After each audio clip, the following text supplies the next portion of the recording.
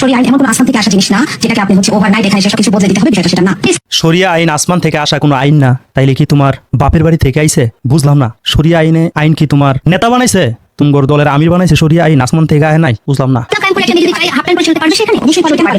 অবশ্যই শরিয়া আইন বাস্তবায়ন হলে হাফ প্যান্ট পরে মেয়েরা রাস্তাঘাটে চলতে পারবে। তবে কোরআনের শরিয়া আইন বাস্তবায়ন হলে নয়। তাদের সংগঠন হতে যে শরিয়া আইনের কথা বলছে, তারা বানিয়েছে, যেটা আসমান থেকে যে শরিয়া আইন আসেনি, সেটা যদি তারা বাস্তবায়ন করতে পারে তাহলে যা মন চায় মানুষ তাই করতে পারবে। হাফ প্যান্ট পরে চলতে পারবে। তারপর ওই যে হোস্টেল আছে না, সেগুলো চালাতে পারবে। পরে যে পানি খায় না, ওইগুলো চালাতে পারবে। কারণ এটা তো আর আল্লাহর দেয়া শরিয়া আইন না, এটা হলো জামাতের বানানো শরিয়া আইন। কারণ উনি তো নিজেই বলেছেন যেটা আসমান থেকে আসা কোনো শরিয়া আইন না। শরিয়া আইন এমন কোনো আসমান থেকে আসা জিনিস না যেটাকে আপনি না, শরিয়া আইন আসমান থেকে আসা ওরকম জিনিস হবে কেন? এটা তো আপনাদের আমিরের বানানো শরিয়া আইন। আপনাদের মধ্যেই তা বিদ্যমান, এই যে আপনাদের মধ্যেই স্পষ্ট ক্লিয়ার। এই যে শরিয়া আইন, ওরাই শরিয়ার ভিতরে কিন্তু আছে।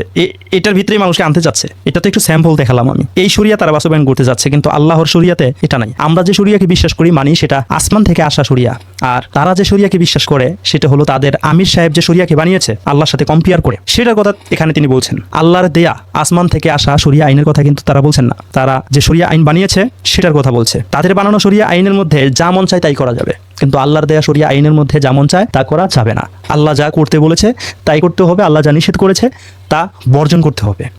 সবকিছু বদলে দিতে হবে, বিষয়টা সেটা না। কারণ জামাত তো তাদের প্রত্যন্ত অঞ্চলে ভোটারদেরকে প্রতিশ্রুতি দিচ্ছে যে জামাত দাঁড়িপাল্লায় ভোট দিয়ে জান্নাতে যাওয়া যাবে।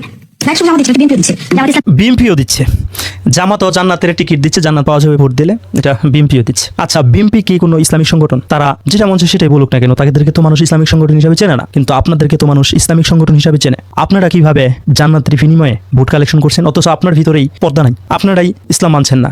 এখন কি আল্লাহর বানানো জান্নাতের টিকিট দিয়েছেন, নাকি যেভাবে আপনারা শরিয়া বানিয়েছেন সেই শরিয়ার মধ্যে যে জান্নাত আপনারা ক্রিয়েট করে রেখেছেন সেই জান্নাতের কথা বলেছেন? এটা কিন্তু ক্লিয়ার করেননি। ভোট দিলে পরে আমরা একজনকে শোকজ করা হয়েছে, সুটটান দিলে কিন্তু অন্য যারা বলেছে যে দাঁড়িপাল্লায় ভোট জান্নাতে, তাদের বিরুদ্ধে কোনো ব্যবস্থা নিতে দেখিনি। আসলে তাদের বিপক্ষে ব্যবস্থা নেয়নি। তাদের বিপক্ষে যদি ব্যবস্থা নেয় তাহলে তো আল্লাহর দেয়া শরিয়া আইনের কথাই চলে আসে। তাদের বানানো যে শরিয়ার কথা তারা বলছে আসমান থেকে আসা, যেটা না। প্রতিবাদ করলে তো আসমান থেকে আসা শরিয়ার কথাই বলতে হবে। সে কারণে ওইগুলোর প্রতিবাদ, সেগুলোর শোকজ করা হয়নি। এটুকুই বুঝতে পারছেন না? যাই হোক, আমার প্রাণপ্রিয় ভাই বন্ধুরা, জামায়াতের শরীয়ত আর ইসলামের শরীয়তের মধ্যে আসমান জমিন পার্থক্য। তাদের শরীয়তের মধ্যে মানুষ যেভাবে মন চায় সেভাবে চলতে পারবে, আর আল্লাহর দেয়া শরীয়তের মধ্যে মানুষ যেভাবে মন চায় সেভাবে চলতে পারবে না, সেভাবে নিজের জীবনটাকে সাজাতে পারবে না। আল্লাহর দেয়া শরীয়তের মধ্যে আল্লাহ যা বলেছেন, যা করতে বলেছেন সেটা করতে হবে, যেটা বর্জন করতে বলেছেন সেটাকে বর্জন করতে হবে।